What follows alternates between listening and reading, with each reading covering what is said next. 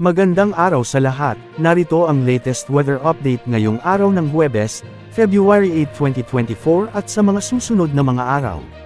Sa kasalukuyan ay easterlies ang mararanasan sa Davao Region, Caraga, and Southern Leyte kaya makararanas ng maulap na kalangitan na may kalat-kalat na pag-ulan at pagkidlat-pagkulog ang mga lugar na ito. Northeast monsoon o hanging amihan naman ang nakakaapekto sa Batanes and Babuyan Islands kaya bahagyang maulap hanggang sa maulap na papawiran na may pulupulong mahinang mga pag-ulan ang mga lugar na ito. Bahagyang maulap hanggang sa maulap na papawiran na may pulupulong mga pag-ulan o pagkidlat-pagkulog ang mararanasan sa mga Metro Manila at sa natitirang bahagi ng ating bansa dahil sa easterlies o localized thunderstorms. Sa ngayon, bahagyang maulap hanggang sa maulap na papawiran na may mga pulupulong mahinang pag-ulan ang mararanasan sa mga isla ng Batanes at Babuyan sanhi ng hanging amihan.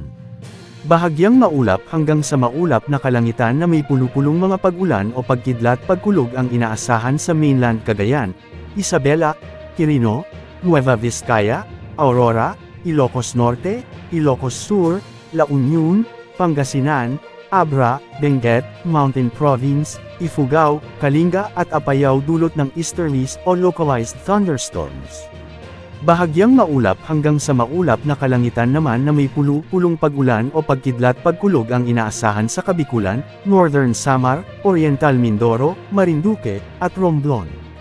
Samantala, ang buong bahagi ng Visayas, Palawan kasama ang Kalayaan Islands, at ang Occidental Mindoro ay makakaranas ng bahagyang maulap hanggang sa maulap na papawiran na may pulupulong pag-ulan, pagkulog at kidlat dulot ng easterlies o localized thunderstorms. Ang Davao Region at Caraga naman ay magkakaroon ng maulap na papawiran na may kalat-kalat na mga pag-ulan at pagkidlat-pagkulog dahil sa easterlies.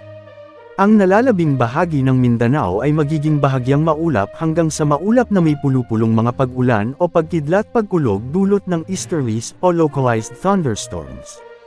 Ang Metro Manila naman, gitnang Luzon, maliban sa Aurora, at Calabarzon ay makakaranas ng bahagyang maulap hanggang sa maulap na papawiran na may pulupulong mga pag-ulan o pagkidlat-pagkulog. Samantala, possible muling maramdaman ng malakas na bagyo ng amihan sa mga susunod na araw lalong-lalo na sa darating na weekend kaya ihanda muli ang mga panlaban sa lamig para makaiwas sa sakit na dulot nito. May bagyo ba sa mga susunod na araw?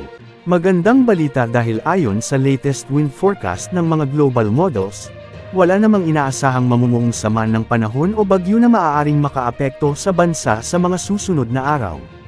Maging handa sa bawat oras dahil minuminuto ay nagbabago ang panahon. Ito po ang weather update ng bayan, maaasahan anumang panahon.